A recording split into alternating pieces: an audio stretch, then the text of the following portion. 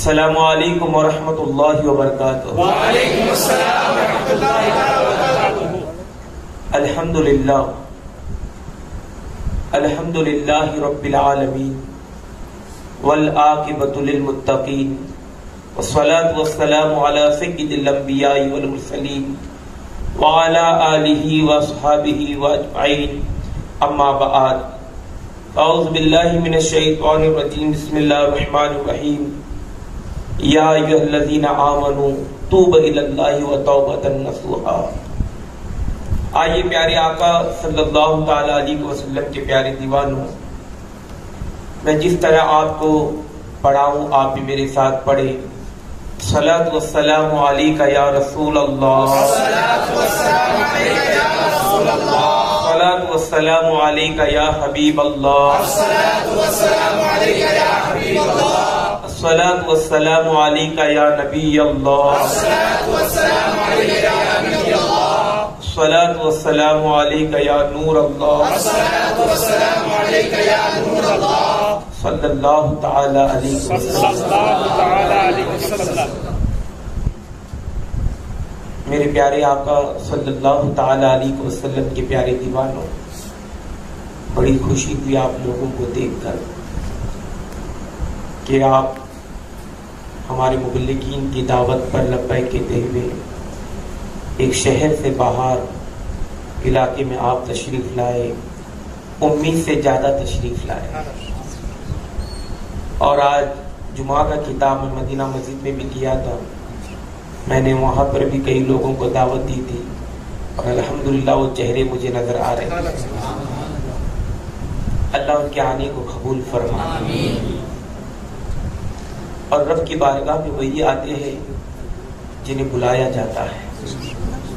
رب کی رحمت جس نے دعوت دیتی ہے وہی آتی۔ ایک بادشاہ تھا جو اپنے غلام کے ساتھ بازار میں گیا، نماز کا وقت ہوا تو غلام نے کہا کہ آپ کھڑے رہے، میں نماز پڑھ کے آتا ہوں۔ تو کہا فوراً آنا۔ تو وہ جا کر اندر نماز پڑھنے لگا۔ کئی دیر، کافی وقت گزر گیا، بادشاہ کو جلال آیا، کہا کہ کون سی چیز ہے جو اندر روکے رکھی ہے، باہر آتا کیوں نہیں؟ تو اس غلام نے کہا جس خدا نے مجھے اندر بٹھایا ہے اس خدا نے تجھے باہر کھڑا کیا ہے۔ ہر کسی کی بس کی بات نہیں کہ وہ رب کے دین کے جانب آئے۔ اللہ جسے چن لیتا ہے نا، آقا کریم کے حدیث پاک ہے، اللہ کے حبیب فرماتے ہیں اللہ جس پر رحم کرتا ہے اسے دین کی سمجھ عطا فرماتا ہے۔ تو شاید آج کی یہ شب ہمارے لیے ایک نجات کی شب ہو، ہمارے ایک نئی زندگی کی شروعات ہو۔ کیا معلوم کہ ان بیٹھنے والوں میں کوئی ایسا ایک بندہ ہوگا جس کا بیٹھنا میرے رب کو پسند آ جائے، تو اللہ اس کے صدقے اس محفل کو قبول فرمائے۔ میرے پیارے آقا کے پیارے دیوانوں، جو حضرات آئے تھے جمعہ میں انہیں تو معلوم ہے کہ میرا عنوان تھا جمعہ میں موت کے تعلق سے۔ اب اس کے بعد میں نے اس کو کینٹو نے کیا ہے توبہ کی اہمیت کیا ہے، توبہ کیا ہے، توبہ کسے کہتے ہیں۔ قرآن کہتا ہے کہ اے ایمان والو سچی توبہ کرو۔ رب نے یہ سچی توبہ کا لفظ کیوں استعمال کیا؟ کیونکہ رب کو معلوم تھا میرے بندوں میں کچھ ایسے ہوگے رات کو توبہ کریں گے پھر صبح میں گناہ کریں گے، صبح میں پھر توبہ کریں گے رات میں پھر گناہ کریں گے۔ اس طرح کچھ بندے ہوں گے، تو رب نے کہا کہ تم سچی توبہ کرو، ایسی توبہ جو آنے والوں کے لیے نصیحت بن جائے۔ پھر ایک قرآن کی آیت ہے، اللہ تبارک و تعالیٰ ارشاد فرماتا ہے جو لوگ توبہ نہیں کرتے وہ ظالم ہیں، جو لوگ توبہ نہیں کرتے وہ ظالم لوگ ہیں۔ اور حضرت صہیب علیہ السلام اپنے قوم سے مخاطب ہو کر کہتے ہیں، قرآن کہتا ہے کس طرح انہوں نے دعوت دی اپنے قوم کو، کہا کہ تم سچی توبہ کرو، اللہ کی بارگاہ میں سچی توبہ کرو، اس لیے کہ اللہ تعالیٰ بڑی محبت کرنے والا ہے، وہ بندوں سے بڑی محبت کرتا ہے، اور اللہ تبارک و تعالیٰ کو توبہ کرنے والے بڑے پسند ہیں۔ آقا کریم صلی اللہ تعالی علیہ وسلم نے ارشاد فرمایا کہ توبہ ایک ایسا عمل ہے جو انسان کے گناہوں کو مٹا دیتا ہے اور نیکیوں سے اسے بھرپور کر دیتا ہے. اور فطرت دیکھیں، 3 طرح کی فطرت ہے. فرشتوں کی فطرت یہ ہے کہ فرشتے کبھی گناہ نہیں کرتے، فرشتے کبھی گناہ نہیں کرتے. اور شیطان کی فطرت ہے کہ ہمیشہ گناہوں میں ملوث رہتا ہے، یہ اس کی اکڑ ہے، یہ ہمیشہ گناہوں میں ملوث رہتا ہے.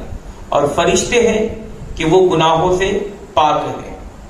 فرمایا گیا ہے کہ گناہ کرنا یہ شیطان کی فطرت ہے، اور گناہوں سے اپنے آپ کو پاک رکھنا یہ فرشتوں کی فطرت ہے. اور گناہ ہونے کے بعد توبہ کرنا یہ آدم اور آدم کے اولاد کی فطرت ہے. حضرت آدم کی وہ توبہ تو آپ یہ نہیں کہیں گے کہ وہ بڑی کوئی گناہ تھا، بلکہ یہ ہمارے لیے نصیحت تھی. تو گویا یہ آدم علیہ السلام کے اولاد کی فطرت ہے کہ فوراً گناہ کے بعد توبہ کر لے، پھر اللہ تبارک و تعالیٰ اسے گناہوں سے پاک کر دے گا. اور فرما گیا رسول پاک صلی اللہ تعالی علیہ وسلم نے ایک حدیث بیان فرمائی صحابہ کے درمیان میں کہ ایک مثال دی. دیکھو کبھی کبھی اچھی مثالیں دی جاتی ہے تو امت کو سمجھنے کے لیے. آقا کریم فرماتے کہ بتاؤ ایک شخص ہے، بخاری و مسلم کی حدیث پاک ہے، بڑی مشہور حدیث ہے کہ آقا کریم نے فرمایا کہ ایک شخص ہے ریگستان میں گھوم رہا ہے اپنے اونٹ کے ساتھ، اس پر اس کا سارا سامان لادا ہوا ہے، اس کا کھانا پینا پانی ساری چیزیں موجود ہے. وہ ایک ریگستان کے علاقے میں چلا گیا جہاں پہ ریتی ہی ریتی ہے، پتہ نہیں کہ کب وہ منزل پہ پہنچے گا. اچانک وہ تھوڑی دیر کے لیے آرام کے لیے پیڑ کے نیچے بیٹھ گیا، اس کا اونٹ غائب ہو گیا، اونٹ چلا گیا. اب بتاؤ اس کے آنکھیں کھلنے کے بعد کھلی کی کھلی رہ گئی، کیونکہ اس پر پانی بھی موجود تھا، کھانے کا سامان بھی موجود تھا. وہ پریشان ہو گیا کہ اگر یہ نہیں رہے گا تو میں تو مر جاؤں گا. یہاں تک کہ اس کی آخری سانسیں وہ گننے لگا. پھر وہ تھکا ماندہ اسی پیڑ کے نیچے بیٹھا، پھر تھوڑی دیر آنکھ لی، پھر جیسے آنکھ کھولا تو کیا دیکھا کہ اس کا اونٹ اس کے سامنے موجود ہے. اب بتاؤ کہ اس انسان کو کتنی خوشی ہوگی. میرے آقا فرماتے کتنی ہوگی؟ صحابہ نے کہا کہ میرے آقا بہت خوشی ہوگی کہ مرنے والے انسان کو پھر جینے کا ایک سلیقہ مل گیا، اس کا سامان اسے واپس آ گیا. تو میرے آقا فرماتے ہیں کہ اس کی جو خوشی کچھ نہیں، اس کی خوشی کچھ نہیں ہے، اس سے ہزاروں زیادہ گناہ. اگر کوئی گنہگار بندہ سچے دل سے توبہ کر کے رب کے جانب لوٹتا ہے تو مولا اس سے 1000 زیادہ گناہ خوش ہوتا ہے. مولا بڑا خوش ہوتا ہے کہ میرا بندہ لوٹ آیا. شیطان سے کہتا ہے کہ دیکھ تو نے بہکایا تھا، تو نے کہا تھا کہ مولا میں تیرے بندوں کو بہکاؤں گا، تو رب نے کہا تھا بہکا لینا، جو گناہ کر کے توبہ کریں گے مولا انہیں معاف کر دے گا. یہ رب کی شان ہے کہ بندوں کو گناہوں کے بعد معاف کر دے. اب ہم اپنی عمروں کا خیال کریں. تقریباً میری عمر ابھی 34 چل رہی ہے. ہمارے اور بھی یہاں پہ ساتھی ہے، کوئی 35 ہے، کوئی 40 ہے، کوئی 60، کوئی ان قریب ہے، اور کیا پتا نہیں کہ ان قریب میں ہوں یا وہ ہے، کسی کو پتا نہیں. موت ایک پوشیدہ عمل ہے جو کسی کو بتایا نہیں گیا کہ کب مرنا ہے، ورنہ پوری انسان زندگی بھر گناہ کرتا، آخری لمحوں میں توبہ کر لیتا. اس لیے اس کو پوشیدہ رکھا گیا کہ تجھے کب مرنا ہے. بنی اسرائیل میں ایک شخص تھا جسے اللہ تبارک و تعالیٰ نے 1000 سال کی زندگی عطا فرمائی. کتنی؟ 1000 سال. آج تو یہاں پہ ہم 50 کے اوپر جانا بھی تو بڑا مشکل ہے. اب کے وقت میں 1000 سال شیطان نے اس کو بہکا دیا. کیوں اتنی بندگی کر رہا ہے؟ اتنی بڑی عمر تیرے ساتھ ہے، تھوڑے دن پہلے اپنے آپ سے اپنی مرضی سے زندگی گزار لے، پھر توبہ کریں گے. یہاں تک کہ اس نے 500 سال گزار لیے، پھر سوچا کہ اب باقی کے 500 سال رب کی بارگاہ میں بندگی کروں. پھر شیطان نے کہا کہ ابھی تو بہت عمر باقی ہے. شیطان بہکاتا ہے نا کہ مولانا ابھی دنیا بہت کمانی ہے، پھر انشاءاللہ مزید کا ہم بھی کٹا پکڑ لیں گے. بوڑھا ہونے کے بعد خاک آ کے سجدہ کرے تو کیا فائدہ؟ جوانی کے سجدوں میں بڑی لذت ہوتی ہے. بڑھاپے کے 60 سجدے، جوانی کا ایک سجدہ بھاری ہوتا ہے. تو پھر شیطان نے بہکا دیا. پھر اس کے بعد یوں گزرتے گزرتے 900 سال گزر گئے، 100 سال بچے. پھر شیطان نے کہا ابھی 100 سال کی زندگی کیا کرے گا، اور 90 سال اپنی زندگی اپنے حساب سے گزار. پھر 90 سال اس نے گزارے، 10 سال بچے. پھر شیطان نے کہا کہ ابھی تو 10 سال باقی ہے، 10 سال میں 9 سال اور گزار لے. 9 سال گزر گئے، 1 سال بچا. کیونکہ اب اس کی موت مقرر تھی کہ 1000 سال کے بعد اس کو یہ بشارت دی گئی تھی کہ عنقریب تجھے موت ہونے والی ہے. ایک نبی کے ذریعے سے بتا دیا گیا تھا. اب 1 سال بچا. شیطان نے کہا کہ نادان، 1 سال بہت ہوتا ہے، اور اس میں 11 مہینے گناہ کر لے، اپنی مرضی سے گزار لے. 11 مہینے گزر گئے، 1 ماہ بچا. شیطان نے کہا توبہ کرنے کے لیے لمحہ بھی کافی ہے، کیوں 1 مہینہ اپنے آپ میں گواتا ہے، اس کو بھی اپنا لے اپنی زندگی کے اعتبار سے. اسی طرح وہ پورے 29 دن بھی چلے گئے، 1 دن بچا. وہ سوچ رہا تھا کہ 1 دن بچنے کے بعد بھی اس کے دل میں ابھی ارمانیں بہت باقی تھی.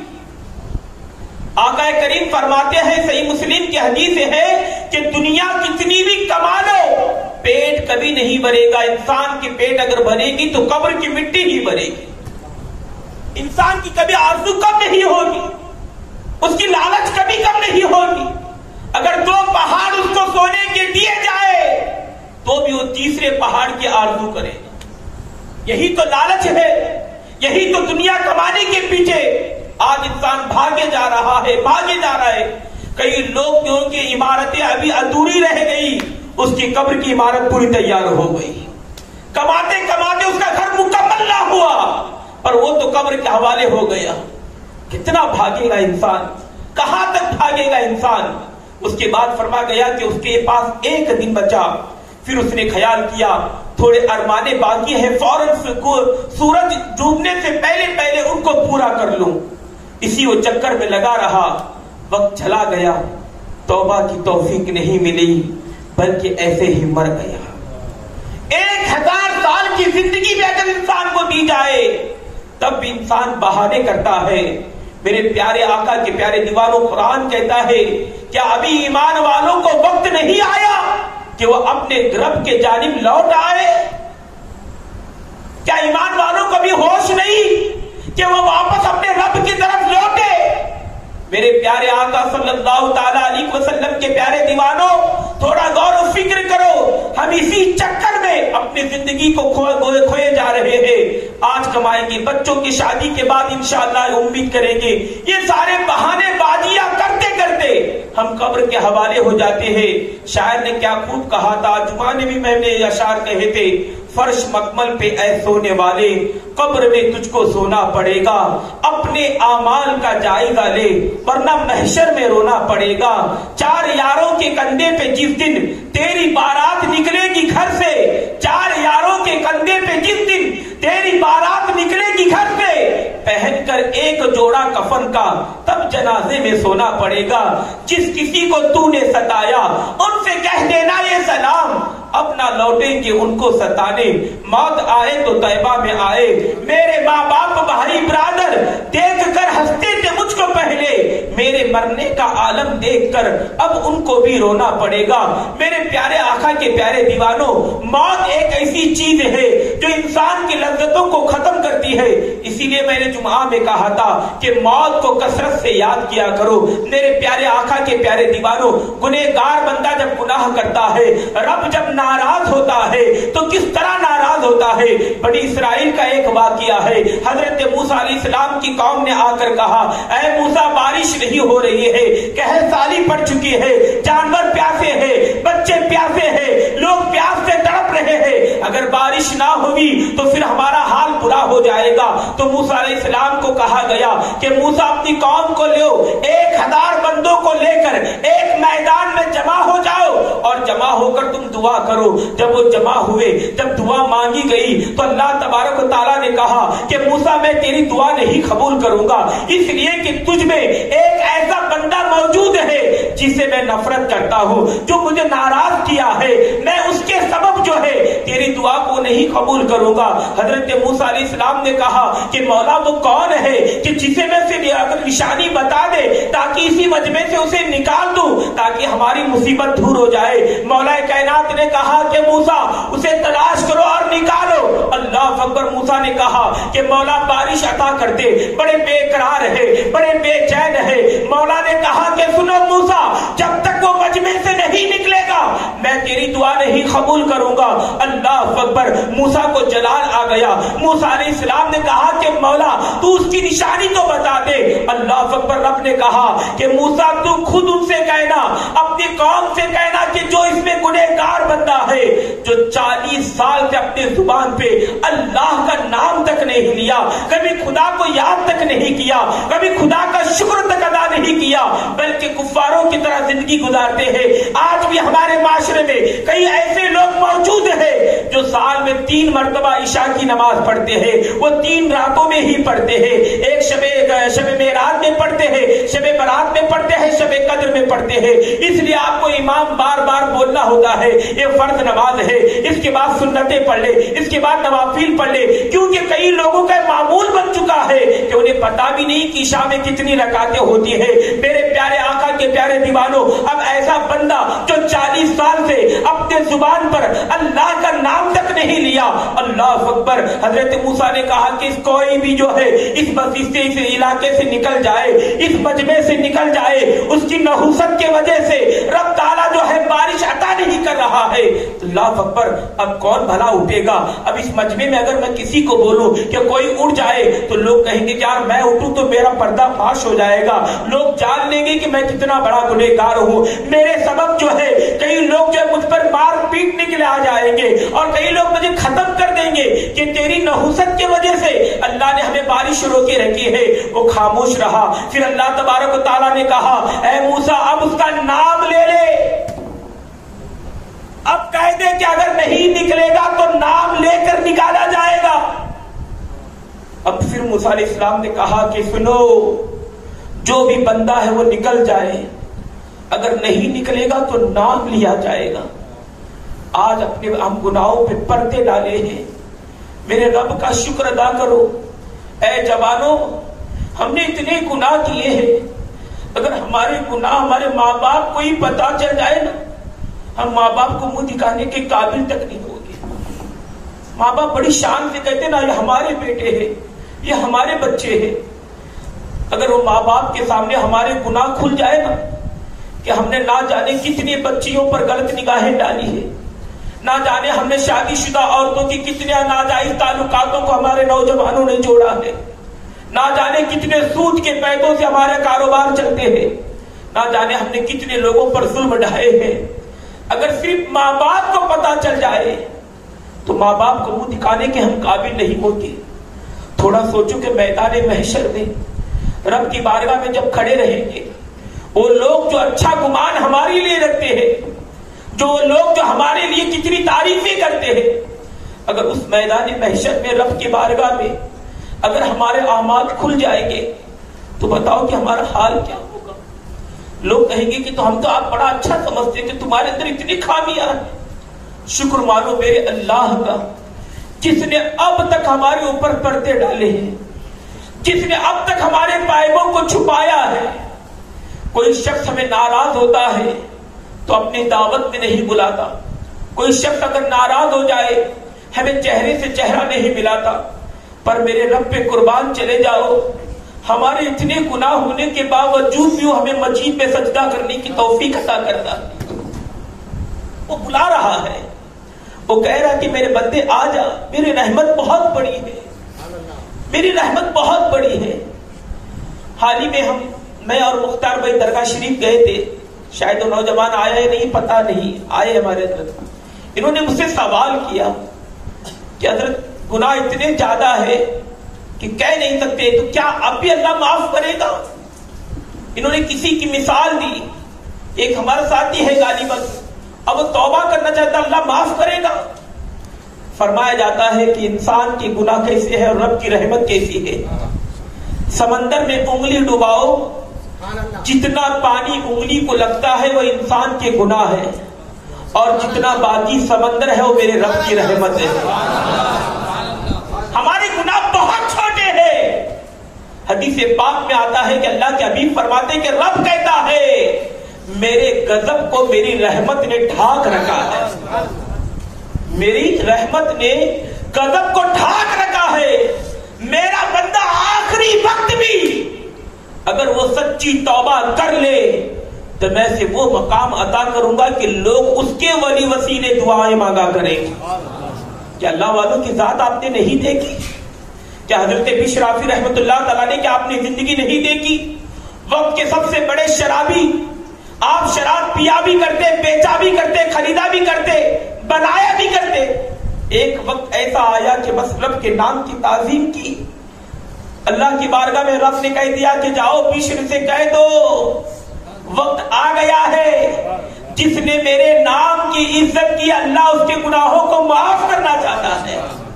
آپ نے توبہ کر لی، آج بغداد شریف کے اندر آپ کا آستانہ موجود ہے، آج لوگ ان کی بارگاہ میں جا کر وسیلہ دے کر دعائیں مانگتے ہیں۔ میرے پیارے آقا کے پیارے دیوانوں، اب موسیٰ نے کہا کہ نکل جا بندے ورنہ نام لیا جائے گا۔ اب وہ بندہ جو 40 سال سے اپنی زبان پر اللہ کا نام تک نہیں لیا تھا، میں کہتا ہوں بڑی چیلنج کے ساتھ کہتا ہوں، کبھی گریبان میں جھانک کر دیکھے، گھر میں بچہ بیمار پڑتا ہے تو تب ہمیں مسجد یاد آتی ہے، بچوں کی رشتوں میں رکاوٹیں آ جائے تو تب ہمیں مسجد یاد آتی ہے، جب ہم خوش رہتے ہیں تو ہمیں کوئی یاد نہیں آتا، نہ اللہ یاد آتا ہے، نہ اللہ کا رسول یاد آتا ہے، نہ کوئی آستانہ یاد آتا ہے، بس اپنی غفلت میں زندگی گزارتے ہیں۔ قرآن کہتا ہے کہ یہ لوگ جب مصیبت آنے پر ہاتھیں اٹھا کر دعائیں مانگتے ہیں، جب میں ان کی مصیبتیں دور کرتا ہوں تو پھر یہ فوراً اپنے ہی واپس راستے پہ آ جاتے ہیں۔ ہماری مثال تو ایسی ہی ہے۔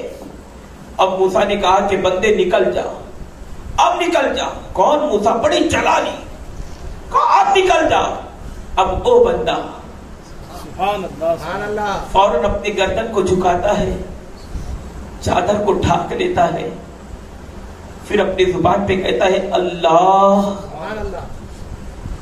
اے اللہ، مانا کہ میں گنہگار ہوں، مانا کہ میرے سبب سے تو بارش عطا نہیں کر رہا ہے، مولا بس آج میری لاج رکھ لے۔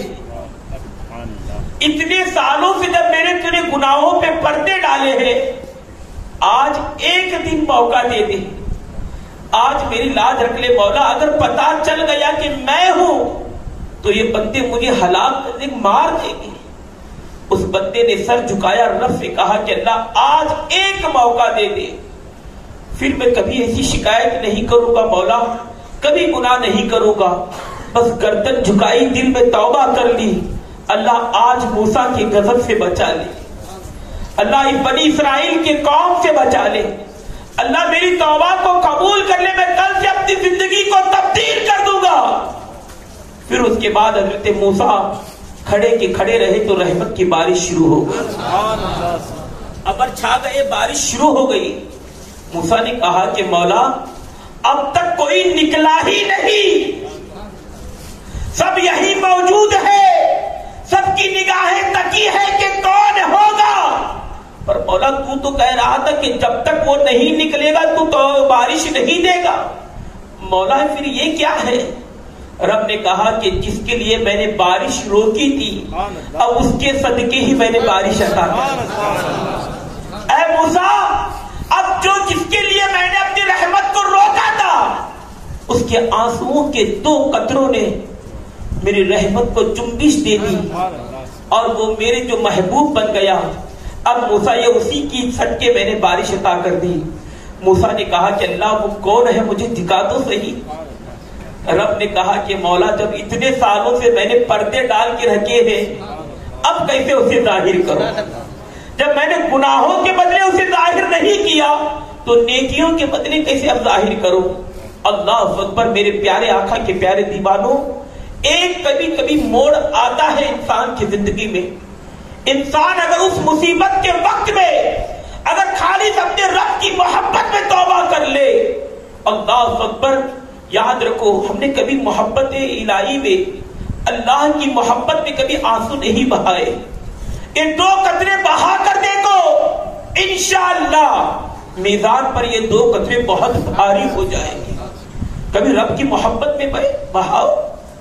اللہ کی محبت کیا ہے؟ ایک حدیث پاک یاد آئی، اللہ کے حبیب صلی اللہ علیہ وسلم جنگ کے میدان سے کچھ قیدیوں کو لائے جس میں عورتیں بھی تھی غالباً. اس عورت کا ایک بچہ کھو گیا، وہ ہر بچے کو تلاش کر رہی تھی کہ اس کا بچہ کہاں ہے.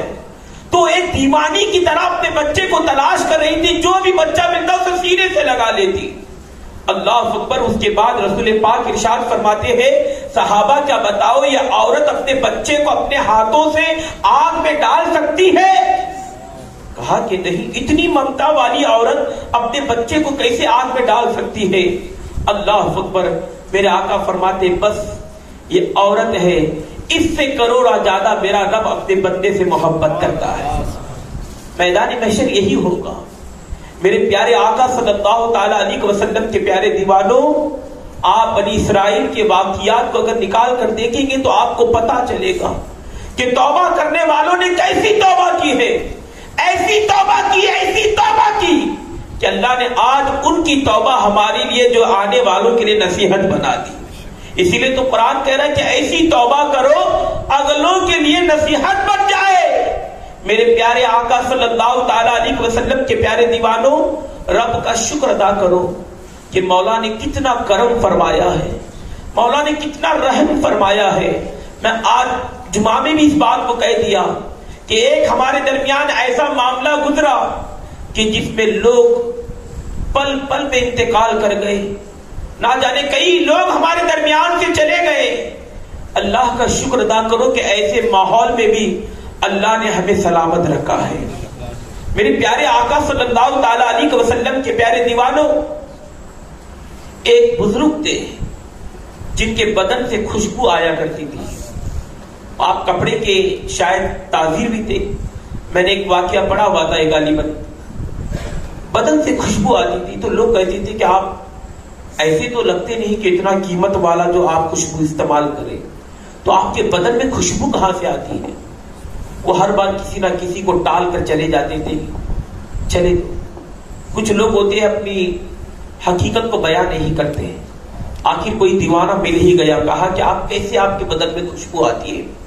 بزرگ نے کہا کہ میں کپڑے کی دکان میں کام کیا کرتا تھا، بڑا حسین تھا، بڑا خوبصورت تھا. ایک خاتون آئی کپڑے لینے کے لیے، اس کی نیت تبدیل ہو گئی مجھے دیکھ کر.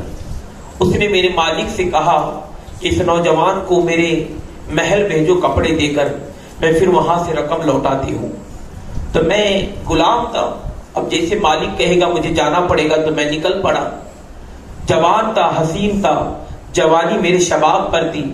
اس وقت میں چلا گیا تو اس جو بیوی یعنی جو محل کی رانی تھی اس کی نیت تبدیل ہو گئی.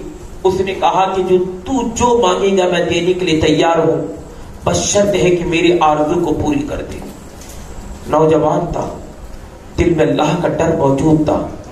نوجوان کہنے لگا کہ یہ 4 کمرے تو دروازے بند ہو چکے ہیں، پر میرا رب ہر طرف دیکھتا ہے، اللہ ہر لمحہ بندے کو دیکھتا ہے. یہ خیال اگر دل سے نکل جائے تو پھر انسان گناہ کرتا ہے.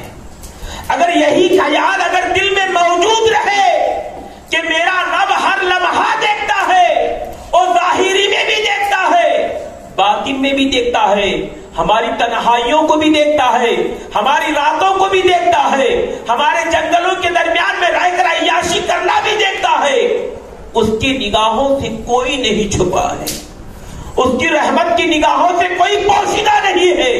وہ جانتا ہے کہ کون کا بندہ کیا گناہ کر رہا ہے.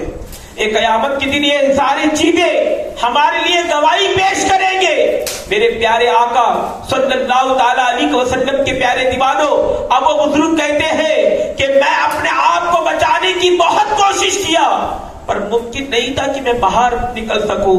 تو پھر میں نے کہا کہ اگر اجازت ہو تو میں بیت الخلا جانا چاہتا ہوں. تو اس نے کہا اچھی بات ہے, یہی میرے کمرے میں چلے جا.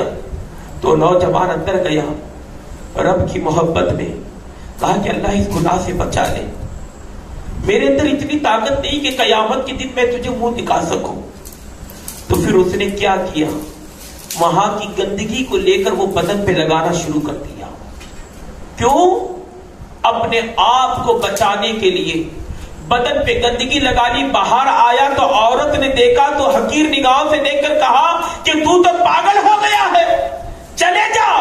فوراً اس کو محل سے باہر ہکالا گیا. نوجوان باہر پڑا, رب کا شکر ادا کیا کہ اللہ تیرا شکر ہے کہ میں اتنے بڑے گناہوں سے بچ گیا. پھر ایک تالاب میں چلا گیا, پھر جا کر وہاں پر اپنے بدن کو صاف کیا, صاف کر کے وہیں پہ اپنے آپ کو بدن کو ڈبکی لگا کر باہر نکلا. اب اس کے بدن سے بدبو نہیں بلکہ خوشبو نکل رہی ہے. توبہ کی ایک نشانی ہے, جب بندہ سچی توبہ کرتا ہے وہ کسی چیز کو بھی ہاتھ لگا لے اللہ اسے برکتوں میں مالا مال کر دیتا ہے. فضل بن عیاض, آپ کیا جانتے ہیں ان کے بارے میں؟ اللہ اکبر, آپ ایک وقت کے بزرگ بھی ہیں. سفیان ثوری جیسے لوگ آپ کے شاگردوں میں شمار ہوتے ہیں. فضل بن عیاض جو ہے ایک ڈاکو تھے, لوگوں کا مال لوٹا کرتے تھے. مال لوٹ کر, اور آپ کے پاس رحم دلی بھی تھی, جو سب سے زیادہ غریب رہتا نا اس کا مال نہیں لوٹتے تھے بلکہ اس کو چھوڑ دیتے تھے.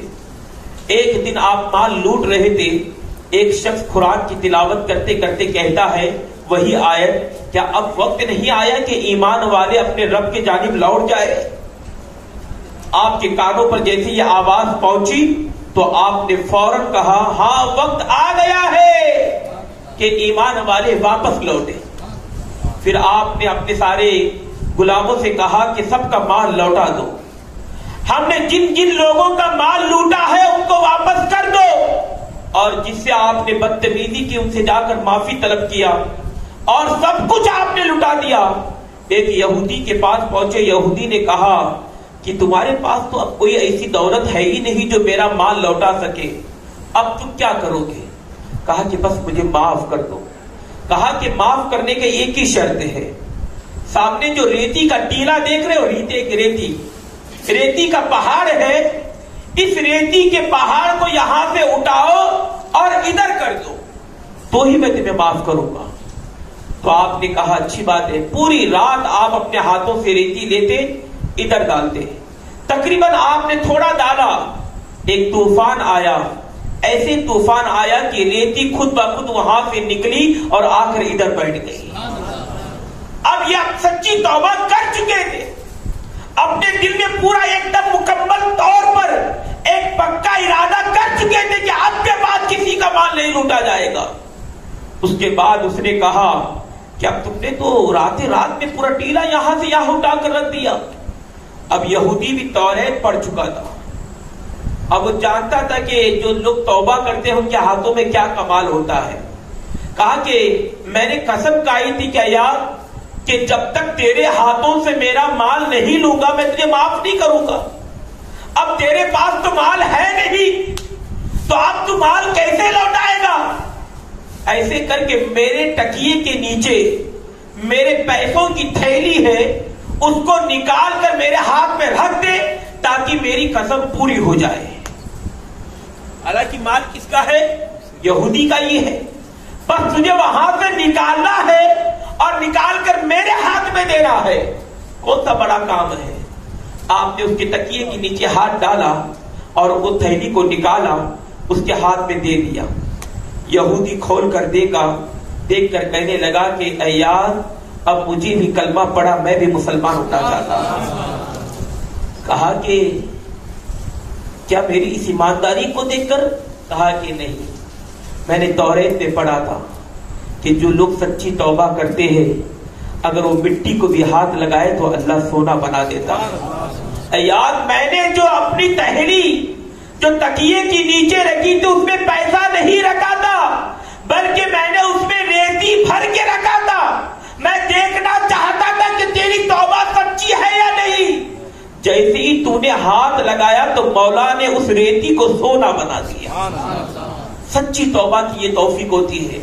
جب بندہ سچی توبہ کرتا ہے نا تو الحمدللہ ایک روٹی میں بھی اس کا گھر چل پڑتا ہے.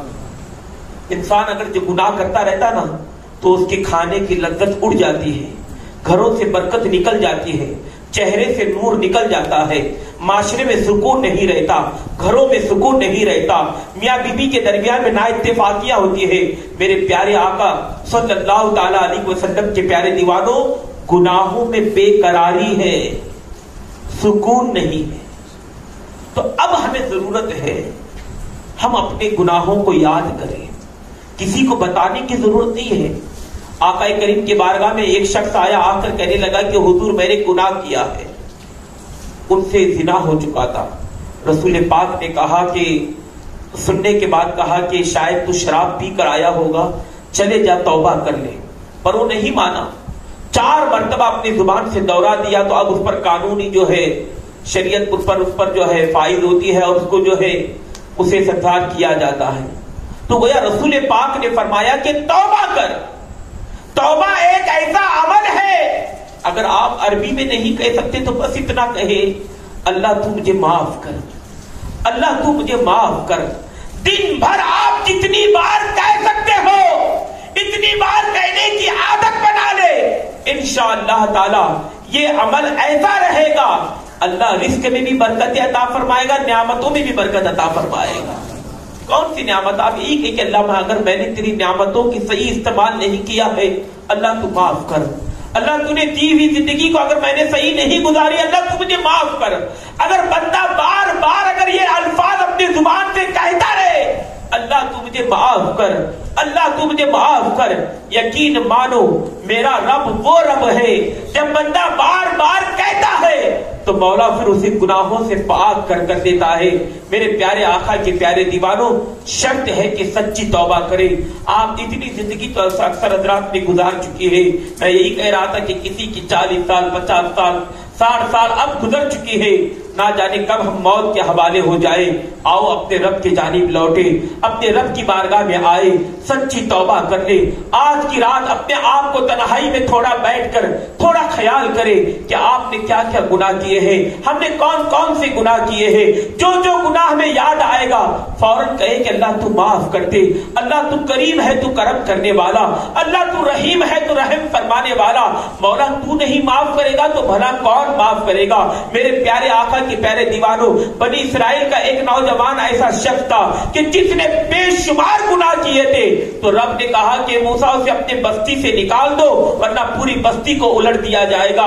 تو حضرت موسیٰ علیہ السلام نے اسے خود اپنے ہاتھوں سے پکڑ کر نکال دیا کہ تو یہاں سے نکل جا ورنہ یہ بستی پلٹ دی جائے گی. اللہ اکبر, وہ پہاڑوں میں جا کر رہنے لگا, ویران علاقوں میں جا کر رہنے لگا. اس کے بعد اس نے سچے دل سے کہا, اے اللہ تو کریم ہے, اللہ تو معاف کرنے والا ہے, مولا تو معاف کر دے, اللہ میری گناہوں کو بخش دے.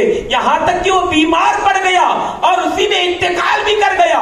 جب اس کی موت واقع ہوئی تو پھر مولا نے موسیٰ سے کہا, موسیٰ فلاں پہاڑی میں چلے جاؤ, میرا ایک نیک بندہ ہے, اس کو لاؤ, اس کے نماز جنازہ پڑھاؤ اور اسے دفن کر دینا. حضرت موسیٰ علیہ السلام گئے, جب جا کر دیکھا تو یہ وہی جوان ہے کہ جسے اپنے ہاتھوں سے نکالا تھا.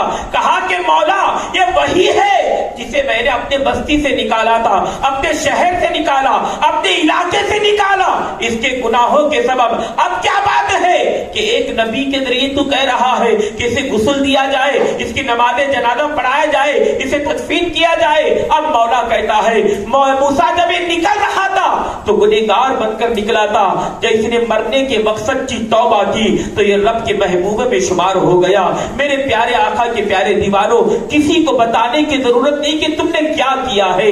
البتہ آج کی نوجوان پیڑھی سے میں کہنا چاہتا ہوں, آج تو نوجوانوں نے اتنے گناہوں کی حد پار کر دی ہے, اتنی پار کر دی ہے, اللہ اکبر, حیا بھی نہیں ہے, شرم نہیں ہے؟ پہلے کے بزرگوں سے ہم سنتے ہیں کہ جب کوئی بزرگ حضرات آتے رہتے تو نوجوان وہ راستے کو تبدیل کر لیتے، اس راستے پہ کھڑے نہیں ہوتے تھے۔ آج باپ کی عمر کا ایک شخص آ رہا ہے تو جوان اس کے سامنے سگریٹ پھونکتا نظر آ رہا ہے، تھوڑا بھی احساس نہیں ہے کہ یار مسلمان ہے، ہمارے سامنے آنے والے یہ ہمارے بزرگ ہے۔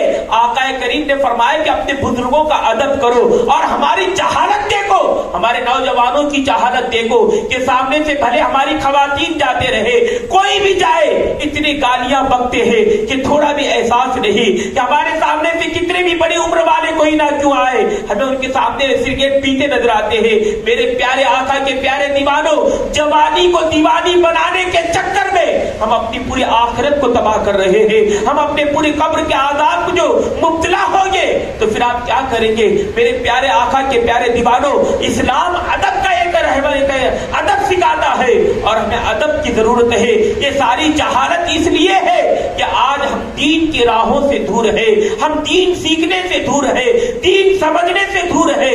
میرے پیارے آقا کے پیارے دیوانوں، ادب سیکھو، احساس اپنے اندر پیدا کرو، درد اپنے اندر پیدا کرو۔ آج قوم کے نوجوانوں میں درد تو نکل گیا ہے، ایک دوسرے میں اس طرح مار پیٹ کرتے ہیں گویا کہ یہ کتنے بڑے کتنے سالوں کے دشمن ہو گئے۔ آج تو خون خرابہ ایک عام ہو چکا ہے، انسان کا خون بہانے کے لیے آج تو تھوڑی بھی پرواہ نہیں کرتا۔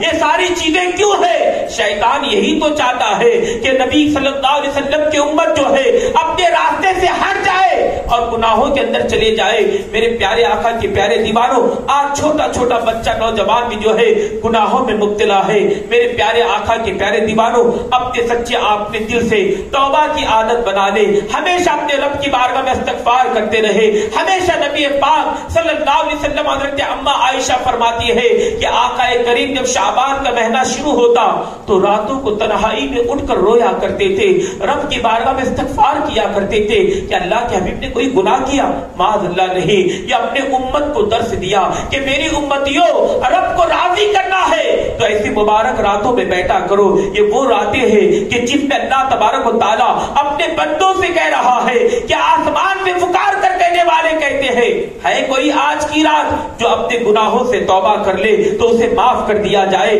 ہے کوئی آج کی رات جو اولاد مانگے اسے اولاد دیا جائے، ہے کوئی جو رزق مانگے اللہ اسے روزی عطا کرے۔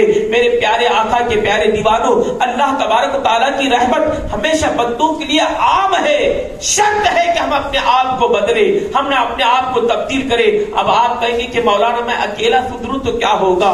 انشاءاللہ اگر تمہارے دوستوں کا گروپ ہے، اگر تم اکیلے سنور جاؤ، اگر تمہیں دیکھ کر دوست سنور جائیں گے تو جنت میں وہ بھی جائیں گے اور تمہیں ساتھ لے کر چلے جائیں گے۔ حدیث پاک ہے کہ جب نیک دوست جنت میں جاتا ہے نا تو مولا سے کہتا ہے کہ مولا اسے بھی بھیجنا جس نے مجھے جانے کا ذریعہ بنایا۔ ہم یہی چاہتے ہیں، سنی دعوت اسلامی کا مقصد یہی ہے کہ قیامت میں تم ہمارا گریبان نہ پکڑے، ورنہ تم پکڑو گے، تم کہو گے کہ مولا یہ ہمارے شہر میں رہتے تھے، ہمارے ساتھ گھوما کرتے تھے، کبھی انہوں نے ہمیں اچھائی کی دعوت نہیں دی، کبھی ہمیں نیکی کی جانب نہیں بلایا، اے کاش یہ بلا لیتے تو آج ہمارا بھی بیڑا پار ہو جاتا۔ کل تم ہمارا گریبان نہ پکڑو اس لیے ہم اس کو ادا کر رہے ہیں، ہمارا مقصد کچھ نہیں ہے۔ ہم یہ نہیں کہتے کہ آپ عزت دیں گے تو عزت بڑھے گی، میرا رب عزت دینے والا ہے، ہمیں کسی کی عزت کی ضرورت نہیں ہے۔ میرا رب اتنی بڑی عزت عطا کرتا ہے، اللہ اکبر، جب تک بکے نہ تھے کوئی پوچھتا تک نہیں تھا، سرکار آپ نے خرید کر انمول کر دیا، ہم آپ کے پیچھے کیوں پڑتے ہیں؟ کچھ لوگوں کے سوال ہوں گے کہ یار مبلغین کو کام ہے یا نہیں؟ ہم نہیں چاہتے کہ قیامت کے دن، ہم یہی چاہتے ہیں کہ اللہ تمہارا بیڑا پار کرے تو تمہارے صدقے ہمارا بھی بیڑا پار ہو جائے۔ آپ کو حدیث سناؤ، اللہ کے حبیب فرماتے ہیں کہ قیامت کے دن 1000 لوگوں میں صرف ایک جنتی ہوگا، 1000 لوگوں میں ایک جنتی۔ سوچو کہ وہ کس کا نام آئے گا؟ ہاں پھر میرے آقا فرماتے ہیں کہ گنہگاروں کے لیے میں ہوں، میں ان کی شفاعت کروں گا۔ ایک صحابی رسول ہے نبی پاک کو وضو کا پانی دیتے ہیں، اللہ کے حبیب نے وضو فرمایا تو صحابی کی محبت جھوم اٹھی، کہا کہ میرے آقا قیامت کے دن میں آپ کو کہاں ڈھونڈوں گا، میدان محشر میں میں آپ کو کہاں تلاش کروں گا؟ کیا یقین تھا! اللہ اکبر! میرے آقا فرماتے ہیں کہ قیامت کے دن اگر تلاش کرنا ہے تو پہلے فل صراط پر آ جانا، جہاں سے میری گنہگار امت گزر رہی ہوگی۔ بخاری شریف کی حدیث ہے کہ وہ تلوار سے زیادہ تیز، بال سے زیادہ باریک۔ بال کتنا ہے یار، کتنا باریک ہے، کسی کا بس ہے اس کے اوپر چل سکے؟ اتنے باریک راستے سے گزرنا ہوگا۔ آقا فرماتے کہ کئی لوگ تو اپنے گناہوں کے سبب کٹ کٹ کر اس میں ہی گر جائیں گے، نیچے جہنم ہوگی، دہکتی آگ ہوگی۔ اللہ اکبر! آقا کریم فرماتے ہیں کہ دنیا کی آگ ایک گناہ ہے، جہنم کی آگ 70 سے زیادہ، اس سے زیادہ گناہ ہے۔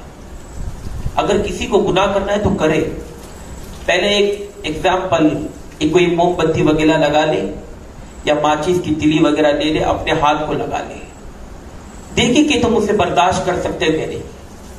آپ کہیں گے کہ نہیں، میں صبح سے آیا ہوں غالباً، اپنے علاقے کی اتنی گرمی نہیں رہتی۔ میں نے اپنے ساتھی سے کہا کہ یار بہت زیادہ گرمی ہے، وہ کہنے لگی حضرت اب تو شروعات ہے۔ پھر مجھے وہی یاد آیا کہ یا اللہ، اتنے ہزاروں میل سورج اوپر ہے، ہم گرمی برداشت نہیں کر پا رہے، اور تیرا رسول کہتا ہے کہ قیامت کے دن بس 1.25 نیزے پہ سورج ہوگا، اتنا قریب سورج ہوگا کہ لوگوں کے دماغ کے اندر جو بھیجا ہوتا نا، وہ ہڈی میں سالن کی طرح پکتا رہے گا۔ تانبے کی زمین ہوگی، کسی کی کوئی اپنے ٹکنوں کے تک پسینے میں ڈوبا ہوگا، کوئی گڑگوں کے تک، کوئی کمر تک، جس کے جیسے گناہ ہوگے وہ اس طرح اس کے پسینے میں ڈوبا ہوگا۔ آقا فرماتے کہ اگر اس کا ایک قطرہ بھی دنیا والوں پہ ڈال دیا جائے نا تو دنیا ہلاک ہو جائے گی۔ میرے پیارے آقا کے پیارے دیوانوں، ہمارا یقین ہے قیامت برپا ہوگی۔ کسی کو انکار ہے؟ کوئی انکار کر سکتا ہے؟ نہیں کر سکتا۔ میدان محشر کا یہ عالم ہوگا، نفسی نفسی کا عالم ہوگا، ہر ایک اپنے اعمال کے سبب۔ قرآن کہتا ہے کہ وہ دن یاد کرو جس کے ہیبت سے عورتوں کے عمل حمل گر جائے گی، بچے بوڑھے ہو جائیں گے، جس کے ہیبت سے۔ میرے پیارے آقا کے پیارے دیوانوں، اپنے پاس ایسی کون سے اعمال ہے؟ لوگ اپنے آپ کو بڑا سکسیس سمجھتے کہ میں تو کامیاب ہو گیا، کیا ہمیں جنت کی بشارت مل گئی ہے؟ آؤ صحابہ کرام کو دیکھے کہ جب نبی پاک قیامت کا چرچا کرتے تو صحابہ کے آنکھوں میں آنسو اس طرح نکل آتے کہ ہوش تک نہیں رہتی، کہتے کہ ہمارے اعمال کیسے ہیں؟ وقت کے وہ فاروق اعظم کہ جنہیں اللہ کے حبیب نے جنت کی بشارت دی ہے، عید کا دن آتا تو اپنے کمرے میں بیٹھ کے رویا کرتے تھے۔ لوگ پوچھتے کہ عمر کیوں روتے ہو؟ کہا کہ آج عید کا دن ہے، کہتے کہ میرا عید تو اس دن ہوگی جب دنیا سے ایمان کی حالت میں جاؤں گا۔ آج ایمان کا تو ٹھکانہ ہی نہیں ہے۔ اللہ کے حبیب نے فرمایا کہ جس نے شراب کا ایک قطرہ، ایک گھٹ پی لیا، اس کے دل سے ایمان چلا جاتا ہے، کسی کو پرواہ نہیں ہے۔ ایمان کیا چیز ہے کسی کو احساس بھی نہیں ہے۔ شراب تو ایسی پی جا رہی ہے نوجوانوں میں، آپ تو یہ برتھڈے کے نام پر راستوں پہ ایسے برتھڈے بنا رہے کہ گویا لگتا ہے کہ کوئی لاوارث کا بیٹا کھڑا ہوا ہے، اس کا کوئی خاندان والا ہے یا نہیں پتہ ہی نہیں لگتا۔ ماں باپ گھر میں موجود ہے، راستوں پہ کھڑے ہو کر لوگوں کو تکلیف دے کر پٹاخے باجے وغیرہ کر کے ایک نیا سسٹم چلا ہوا ہے۔ ہمارے حالات قوم کے بڑے بگڑتے جا رہے ہیں، ہم کون سے طریقے پہ آ گئے؟ ہمارے نہ بالوں کا انداز صحیح ہے، طرح طرح کے بال بنائے جا رہے، داڑھیوں میں بھی فیشن آ چکا ہے، اور کئی نوجوان تو ایسے ہیں کہ پتہ بھی نہیں لگتا کہ لڑکی ہے یا لڑکا ہے۔ چہروں کو اس طرح ہم نے بنا لیا، رسول پاک نے فرمایا کہ اپنی شکلوں کو عورتوں سے تبدیل کر لو، ان کی طرح شکل نہ بناؤ. عورت کی نہ مونچھیں ہوتی ہیں نہ داڑھی ہوتی ہے. اب ایک نوجوان کے سر پہ داڑھی بھی ہے، نہ داڑھی ہے نہ مونچھیں ہیں، تو عورتوں کی زینت ہو گئی. میرے پیارے آقا صلی اللہ علیہ وسلم کے پیارے دیوانوں، قیامت کا منظر بڑا کٹھن منظر ہے. آقا کریم صلی اللہ تعالی علیہ وسلم نے ارشاد فرمایا، جہنم میں میں نے کچھ ایسے بھی لوگوں کو دیکھا، اللہ اکبر، کہ جن کے سروں کو کچلا جا رہا تھا. پوچھا گیا یہ کون لوگ ہیں؟ کہا کہ یا رسول اللہ یہ وہ لوگ ہیں جو دنیا میں کبھی رب کی بارگاہ میں سجدہ نہیں کیا کرتے تھے. تو میرے پیارے آقا کے پیارے دیوانوں، آپ قبرستان جاتے ہوں گے، شاید جاتے ہیں نا. چاہو تو تھوڑا اپنی بھی قبر دیکھ لینا، اپنا بھی ٹھکانہ دیکھ لینا. تمہارا بھی وہی ٹھکانہ ہے، سب کو وہیں جانا ہے. بہلول دانا کا میں نے واقعہ آج بیان کیا، پھر بھی سن لے. بہلول ایک مرتبہ ہاتھ میں تھیلی لے کر نکلے، چور آیا، آپ کی تھیلی لے کر بھاگنے لگا. اب بتاؤ، جب کوئی آپ کی کوئی چیز اگر اٹھا لے تو آپ اس کے پیچھے بھاگتے کہ کہاں جاتے ہو؟ تو جب وہ بھاگنے لگا تو بہلول بھی پیچھے ہو گئے؟ نہیں، بلکہ وہ اس طرح بھاگ رہا تھا، بہلول اس طرح بھاگ رہے تھے. کوئی ہماری تمہاری طرح دیوانہ کھڑا ہوا تھا، کہنے لگا کہ بہلول کیا کرتے ہو، چور کے پیچھے بھاگو، تھوڑی یہاں کیوں بھاگ رہے ہو؟ بہلول نے کہا کہ میں بوڑھا انسان کتنا بھاگوں گا، میں یہ بھاگ رہا ہے تو بھاگنے دے، میں قبرستان کے دروازے پہ بیٹھنے جا رہا ہوں، بھاگ بھاگ کر ایک دن تو وہیں پہ اس کو آنا ہے، ایک دن اس کا جنازہ وہیں تو آئے گا، تب میں اپنی تھیلی واپس لے لوں گا. گویا اللہ والوں کے جو جملے ہوا کرتے تھے نا، لوگوں کے لیے نصیحت ہوا کرتے تھے. انسان کتنا بھاگے گا، انسان کتنا نمازوں سے دور بھاگے گا، انسان کتنا روزوں سے دور بھاگے گا، نیکی کرنے سے کتنا بھاگے گا. ایک دن تو تمہیں واپس آنا ہے، ایک دن تمہیں حساب لیا جائے گا، ایک دن تمہیں قبر میں لٹایا جائے گا. آج کسی کو اگر تھوڑا نرم بستر نہ ملے تو بیوی کو مارتے ہیں. قبر میں کون سا بستر آپ نے تیار کر کے رکھا ہے؟ اللہ کے حبیب نے کہا کہ عقل والا تو وہ ہے جو دنیا میں رہ کر اپنے آخرت کی تیاری کرے. تم نے تو دنیا کے اندر تیاری شروع کر دی، اپنا گھر بار تیار کر دیا، اپنے لیے تیاری نہیں کی. تو بے وقوف انسان ہے جو دنیا میں رہ کر اپنے لیے تیاری نہیں کی. آقا کریم نے فرمایا کہ دنیا میں سب سے زیادہ اندھیرا گھر جو ہوتا ہے نا، وہ قبر کے اندھیرے ہوتی ہے. تو میرے پیارے آقا کے پیارے دیوانوں، آپ خدارا اپنے آپ کو بچائے. ہم تمام لوگ ایک سچی توبہ کر لیں. آپ اپنا خود کا حساب لائیں کہ اب تک میں نے کیا کیا ہے، کب میں نے دل سے سجدہ کیا. 2 رکعت نماز بھی ہم جمعہ میں پڑھتے تو بڑی مشکل سے پڑھتے ہیں، بڑی مشکل سے، وہ بھی رسمی طور پہ ادا کرتے ہیں. کئی لوگ بھاگے بھاگے نکل جاتے ہیں. ہفتے میں ایک مرتبہ میں ہمیں یہ توفیق نہیں ملتی کہ ہم اس کی صحیح طور سے اسے ادا کر سکیں. میرے پیارے آقا کے پیارے دیوانوں، ہم نے اپنے آپ کو بدلنا ہے. اپنے آپ کو، ایک بزرگ فرماتے ہیں کہ برف کے علاقے میں رہتے تھے آپ، کہ جب بھی برف پگھلتی اگر دیکھتے تو رونا شروع کر دیتے. لوگ پوچھتے کہ آپ برف کو دیکھ کر کیوں روتے ہیں؟ کہتے کہ انسان غفلت میں ہے، جس طرح برف پگھل رہی ہے اسی طرح زندگی بھی پگھل رہی ہے، ایک دن ختم ہو جائے گی، ایک دن انسان کو جانا پڑے گا. کس چیز کی ہم نے تیاری کی ہے؟ ہمارے پاس کوئی اعمال ہی نہیں، نیک اعمال ہی نہیں. میرے پیارے آقا کے پیارے دیوانوں، قبر میں جانے سے پہلے کچھ ایسے اعمال بناؤ، ایسی نیکیاں تو پیدا کرو کہ جس کے سبب اللہ تبارک و تعالی ہمیں بخش دے. بچی ہوئی زندگی مولا کے بارگاہ میں پیش کرے گی کہ مولا ہم نے غفلت میں گزاری تھی، بس تھوڑی سی نیکیاں ہیں مولا، ہمیں ان نیکیوں کے سبب جنت نہیں چاہیے، ہماری بندگی کے سبب ہمیں جنت نہ دے، اگر جنت دینا ہی ہے تو تیرے فضل سے عطا کر دے. ایک شخص تھا بنی اسرائیل کے اندر، 400 برس عبادت کی. آقا فرماتے کہ جب وہ رب کی بارگاہ میں پیش ہوگا تو مولا کہے گا کہ میرے بندے کو میرے فضل سے جنت عطا کر دو. اب وہ کہتا ہے کہ مولا جب اتنی عبادت کیا ہوں تو پھر تیرے فضل کی کیا ضرورت ہے؟ جب اتنی عبادت کیا ہوں تو تیرے فضل کی کیا ضرورت ہے؟ میں نے 400 برس تک عبادت کی ہے. تو مولا کہے گا کہ فرشتوں اس کی نیکیوں کو پلے میں رکھ دو. پھر کہے گا کہ اس کی آنکھیں میں نے جو عطا کی ہے ان آنکھوں کو ایک پلے میں رکھ دو. پھر دیکھا جائے گا، جب تولا جائے گا تو نیکیوں کا جو پلہ جو ہوتا ہے وہ ہلکا پڑ جائے گا، آنکھوں کی نعمت وزن ہو جائے گی.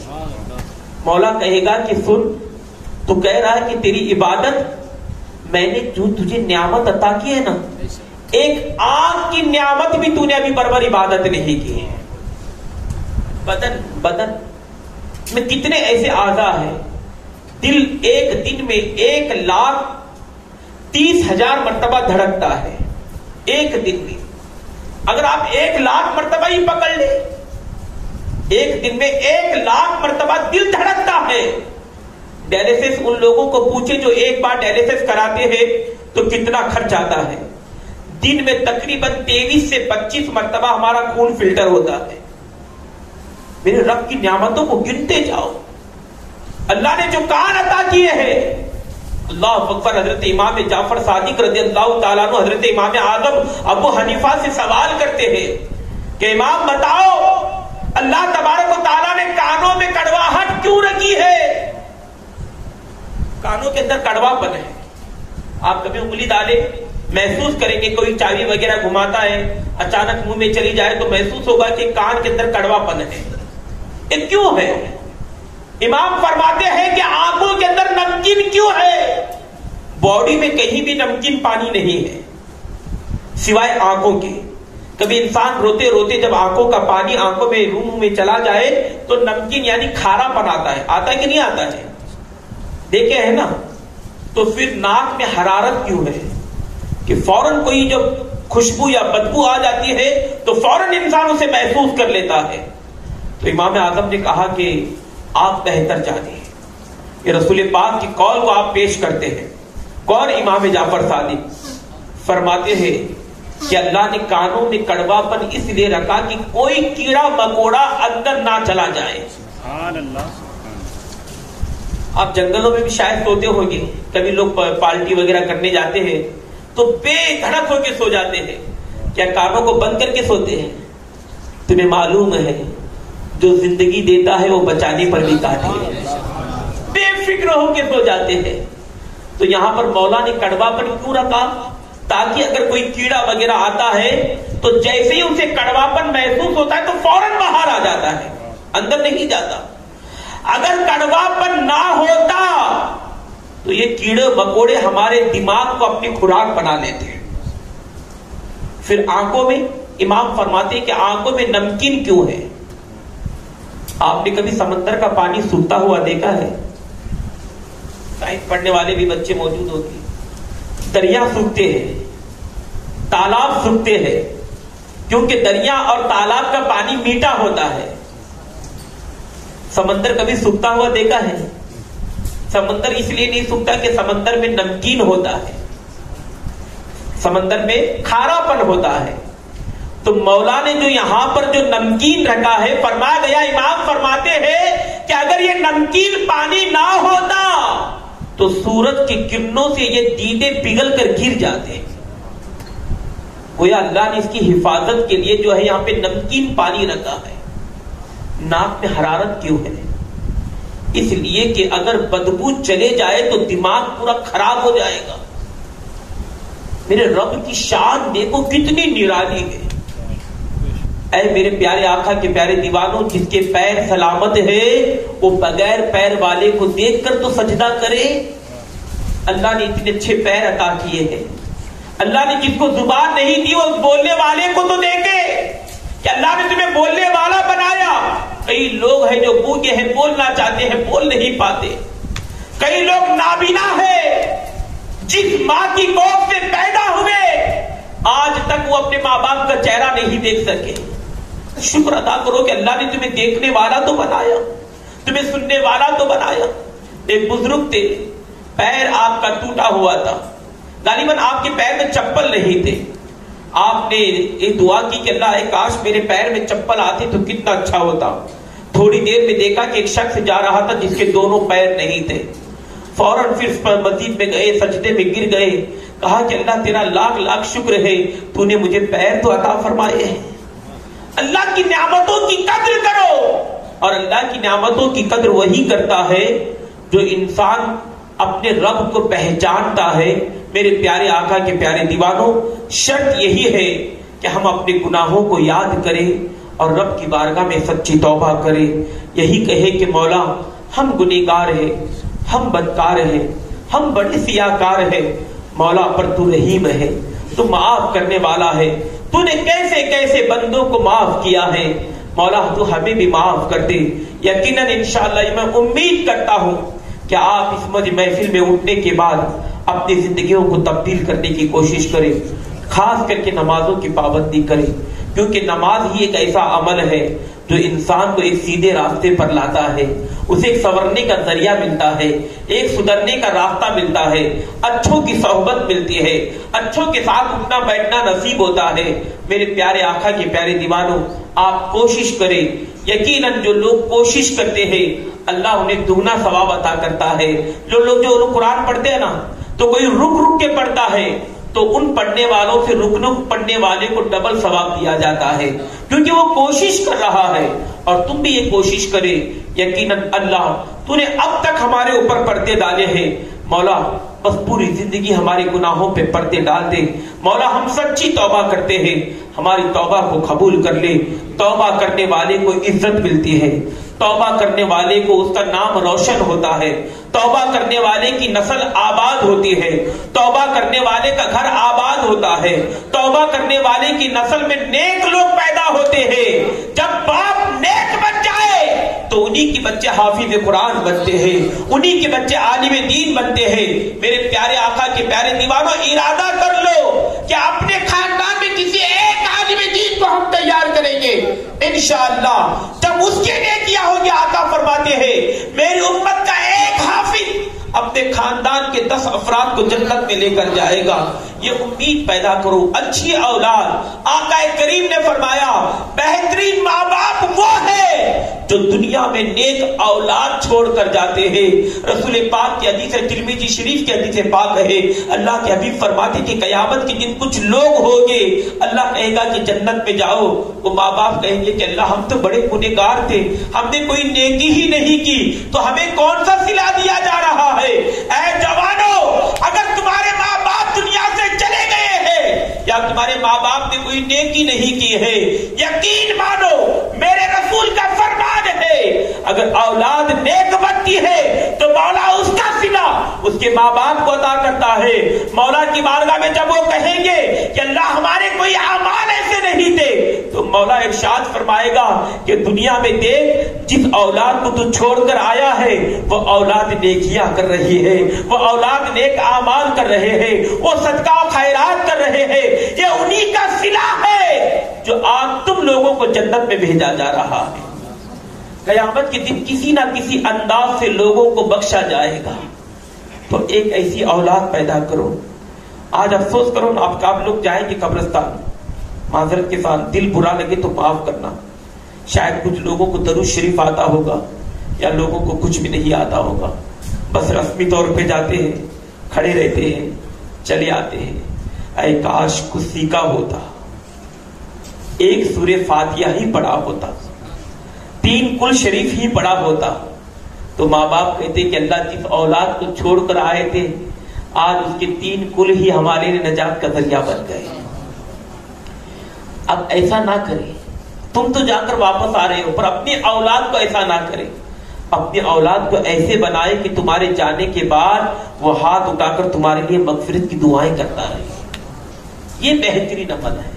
تو سنی دعوت اسلامی یہی چاہتی ہے, ہمارا مقصد یہی ہے کہ خود بھی سنورو, اپنے معاشرے کو بھی سنوارو, اپنے گھروں کو بھی سنوارو, اپنے بچوں کو سنی دعوت اسلامی کے قریب کرو. ہمارے اجتماعات میں آتے رہے. ہم رسمی طور پہ زیادہ, ہمارا وہ معمول نہیں ہے کہ ہم رسمی طور پہ یہ چیزیں وہ چیزیں نہیں. جو اصل عنوان ہوتا ہے ہم اس پر آتے ہیں, جو اصل بات ہوتی ہے ہم اس پر آتے ہیں انشاءاللہ. اب اس کے بعد کیونکہ مجھے پھر رات میں نکلنا بھی ہے, وقت کافی ہو رہا ہے کہ اس کے بعد انشاءاللہ ذکر ہوگا, دعا ہوگی اور اس میں تصور ہوگا، خاص کر کے تصور کیا جائے گا جس پہ اپنے آپ کو ہمیں دیکھنا ہے کہ ہم کیا ہیں، ہمارا کیا حال ہے. آپ اس چیز کو محسوس کریں گے. یقین ہے کہ میری ٹوٹی پھوٹی گفتگو آپ کو سمجھ آئی ہوگی. اگر نہ بھی سمجھ آئے تو اللہ تعالیٰ مجھے صحیح معنوں میں سمجھانے کی توفیق عطا فرمائے. میری امید آپ لوگوں سے ہے، آپ میرے لیے دعا کریں کہ اللہ میری سچی توبہ کو قبول فرما لے. میں آپ کے لیے دعا کروں گا اللہ ہم تمام کے بیٹھنے کو سچی توبہ کو قبول فرما لے. بس تبدیل کرنا ہے، بدلنا ہے. اب چھوڑ دو. موت کا بھروسہ نہیں ہے، موت کبھی بھی آ سکتی ہے، کہیں سے بھی آ سکتی ہے، کدھر سے بھی آ سکتی ہے. میں سفر میں نکلتا ہوں تو یہی سوچ کے نکلتا ہوں کہ شاید نکلنا آخری نہ ہو جائے. موت کا بھروسہ نہیں ہے. موت کہیں سے بھی آ جائے گی اور تمہیں اپنے گلے لگا لے گی. تو میرے پیارے آقا کے پیارے دیوانوں، موت آنے سے پہلے اپنی تیاری کریں. کیا ہم نے نوجوانوں کو کندھے نہیں دیے؟ کیا جوان بچے جن کی ابھی شادیاں تک نہیں ہوئی تھی، کیا ہم نے ان کو قبر میں اپنے ہاتھوں سے نہیں اتارا؟ کیا ہم نے بوڑھوں کو قبر میں نہیں اتارا؟ کیا ہم نے چھوٹے چھوٹے بچوں کو اپنے دو ہاتھوں میں لے کر نہیں اتارے؟ موت کبھی نہیں دیکھتی کہ کون بوڑھا ہے، کون جوان ہے، کون کمزور ہے، کون امیر ہے، کون غریب ہے. کچھ نہیں دیکھتی، بس مولا کا حکم دیکھتی ہے. مولا نے کہہ دیا، بس کہہ دیا. تو آقا کریم فرماتے ہیں کہ اماں عائشہ فرماتی ہے کہ شعبان کے مہینے میں آقا کریم خاص کر کے اپنے آپ کو روزے کی حالت میں رکھتے. جب آقا سے پوچھا گیا میرے آقا کیوں، میرے آقا فرماتے ہیں کہ یہ وہ شعبان ہے جس میں بندوں کے اعمال رب کی بارگاہ میں پیش کیے جاتے ہیں. تو میں چاہتا ہوں کہ جب میرے اعمال پیش ہو تو اس وقت میں روزے کی حالت میں ہوں. تو میری آپ سے گزارش ہے کہ ان قریب ماہ رمضان آنے والا ہے، اب سے عادت بنا لیں. بہانے نہ لگائے نہیں حضرت ہمارا کام بہت وزن ہے. میرے بھائی یہ وزن نہیں، وہ بہت وزن ہوگا. قیامت کا ایک دن 50,000 سال کا ایک دن ہوگا. 50,000 سال کا ایک دن. اس وقت تمہارے کوئی بہانے نہیں دے کے جائیں گے. عادت بنا لے. نوافل کے روزے ہیں شعبان کے، آپ کے پر کوئی فرض نہیں ہے. ایک عادت کے لیے کہہ رہا ہوں، 1-2-4 روزے رکھ لے، برداشت کرے. میں کہاں تک برداشت کر سکتا ہوں؟ یہ نہیں بولے کہ نہیں حضرت نہیں رکھتا ہوں تو پریشان ہو جاتا ہوں، چکر آتی ہے، الٹیاں ہوتی ہیں، بیمار پڑتا ہوں. جھوٹ. بیمار پڑتا ہوں جھوٹ. کیونکہ میرے رسول پاک کی حدیث ہے، آقا کریم نے فرمایا کہ روزے سے انسان کی بیماری دور ہوتی ہے. اب میں تمہاری مانوں کہ میرے آقا کی مانوں؟ میرے آقا نے جو کہہ دیا کہ روزے سے بیماریاں دور ہوتی ہے، بیماری نہیں آتی.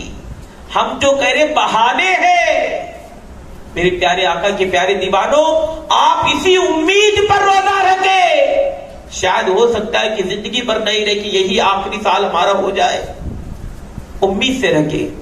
ہاں البتہ اگر آپ کو زیادہ تکلیف ہو رہی ہے، کوئی آپ پہاڑی علاقے میں تو نہیں رہتے ہیں کہ کوئی آس پاس نہ ہو، کوئی جنگل کے علاقے میں تو نہیں رہتے کہ لوگوں کوئی ملنے والا نہیں ہو. روزہ رکھے. اگر تکلیف حد سے زیادہ ہو رہی ہے تو فوراً اپنے امام سے رابطہ کر لے، کسی ساتھی سے فون لگا لے کہ یار اتنی زیادہ تکلیف ہو رہی ہے، کیا روزہ توڑ سکتا ہوں؟ اگر انہوں نے کہہ دیا کہ ہاں اگر یہ عذر میں توڑ سکتے ہو تو توڑو، پھر اس کی قضا رکھ لو.